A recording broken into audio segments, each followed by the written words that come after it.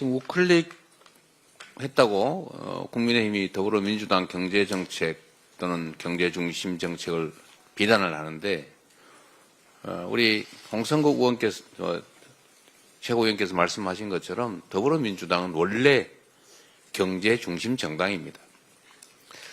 DJ께서 대중경제론이라는 책을 쓰기까지 했고 또 IMF 극복을 해냈고 또 IT 기반을 만들었고 한류의 토대를 만들었죠.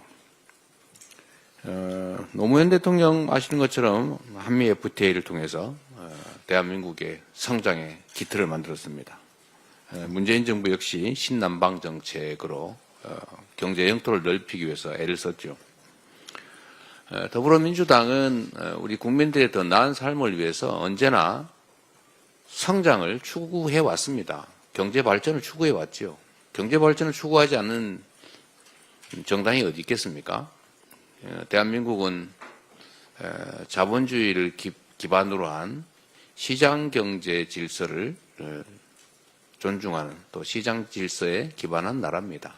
어떻게 경제와 성장을 신경 쓰지 않을 수가 있겠어요? 경제와 성장을 신경 쓰지 않는 것은 바로 국민의힘입니다.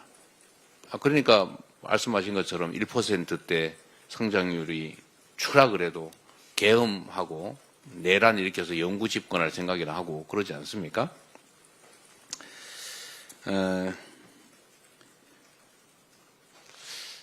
더불어민주당이 최근에 이 상속세 문제에 좀 시정을 하자 이렇게 얘기를 했습니다. 우리 이현주 최고위원이 적절하게 지적하신 것처럼 지금 28년 전에 만든 면세 기준, 배우자 또는 기초공제 각 5억씩 10억까지 이게 지금 28년이 지났습니다. 그 사이에 물가도 올랐는데 집값도 올랐는데 그 기준을 그대로 유지하니까 아무것도 늘어난 거 없이 세금이 늘어난 겁니다. 이 서민들의 세금이 늘어났잖아요. 우리가 이 감세를 해주자는 게 아니고 사실은 증세를 막자는 겁니다. 똑같은 문제가 월급쟁이들한테도 있어요. 아니 무슨 뭐 재벌이니 초부자들은 세금을 다 깎아줬는데 월급쟁이들은 과표 구간을 그대로 유지를 하니까 명목임금이 올라가면 누진과세 구간에 들어가게 되잖아요. 뭐 실제로 소득은 늘지 않았는데 세금이 늘어나는 거예요. 실질적으로. 이거 증세 당한 거 아닙니까? 이거 부당하죠. 이런 거 좀 고치자는 거예요. 실질적으로 공평하게, 실질적으로 평등하게 만들자.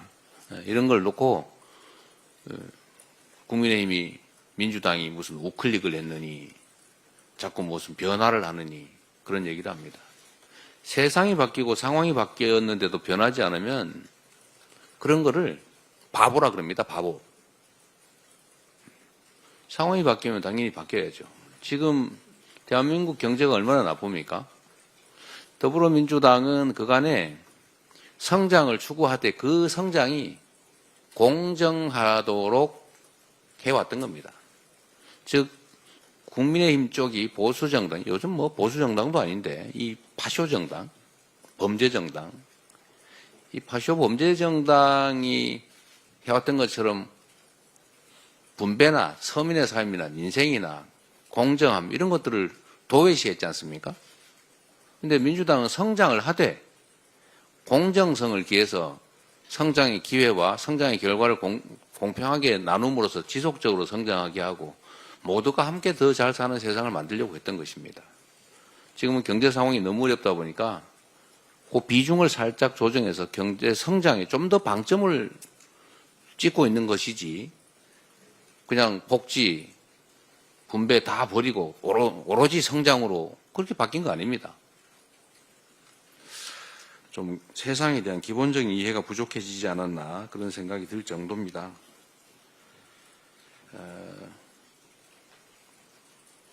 경제 문제에 관한 한 제가 확실하게 말씀드릴 수 있습니다. 국민의힘보다는 낫습니다. 민주당. 아무리 부족하고 못나도 국민의힘보다는 분명히 낫습니다. 제가 장담하는데 제가 계속 저걸 쳐다보고 있잖아요. 매일. 오늘 다행히 환율이 1441원까지 좀 내려가고 있어서 다행인데 코스피 지수가 지금 2,500에서 겨우 2,600대로 겨우 턱걸이 하고 있어요. 민주당이 집권을 하면 특별한 변화 없이도 저게 2,600, 2,000대인데 저 3,000대 찍을 겁니다. 왜 그러냐? 아주 단순해요. 일단 시장이 공정해질 것입니다. 주가 조작하면 혼낼 거예요. 주가 조작해서 수십억씩 수백억씩 벌고 수만 명, 수십만 명한테 피눈물 흘리게 해도 아무도 책임을 묻지 않으니 누가 투자하려고 그러겠어요. 뭐 외국인 투자자들이 웬만해서 투자하겠습니까? 이런 불공정한 나라에. 불공정이 증명되고 있잖아요. 이 불투명성이. 그리고 멀쩡한 회사 쪼개가지고 자회사 만들어서 마음대로 주가 떨어뜨리는 소수의 대주주가 이익 보는 이런 거 고쳐야 되잖아요. 상법 개정해야죠. 원래는 자본시장법을 개정해야 됩니다. 근데 자본시장법을 개정하려니까 국민의힘이 반대하잖아요. 그러니까 할 수 없이 상법 개정을 하고 있는 거예요. 그리고 한반도 평화 문제가 주가에 영향을 미치지 않습니까? 지금 한반도의 군사적 긴장이 커지니까 코리아 디스카운트가 심해져서 이 주가에 영향을 줘요. 그게 5%라고 해도 얼마입니까? 엄청나죠. 근데 민주당이 대화하고 한반도를 좀 더 안정시키면 당연히 주가가 올라가겠죠. 그리고 지금 국민의힘 정권처럼 맨날 거짓말에 남 헐뜯기나 하고 집권당인지 산당인지 이 알 수 없는 이런 행태를 계속 보이면 산업 경제 정책이 사라지지 않습니까? 도대체 이 나라의 경제 방향이 뭔지 산업 정책이 뭔지 전혀 몰라요. 그래서 산업 경제 정책 명확하게 하고 방향을 제시하면 그것도 역시 주식시장에 영향을 미칠 겁니다. 이런 몇 가지만 기본적으로 개선돼도 왜 2,500대에서 저렇게 헤매고 있겠어요? 경제는 민주당 빈말로 하는 게 아닙니다. 그리고 하나 더 붙여서 경제는 민주당뿐만 아니라 안보도 민주당입니다. 이게 농담이 아닙니다. 이게 지금 숫자로 증명할 수 있는데 실제로 여러분 생각해 보세요. 냉정하게. 보수 정권이 집권했을 때 국방비하고 진보 정권, 이 민주 정권이 집권했을 때 국방비 비교해 보십시오. 명확하잖아요.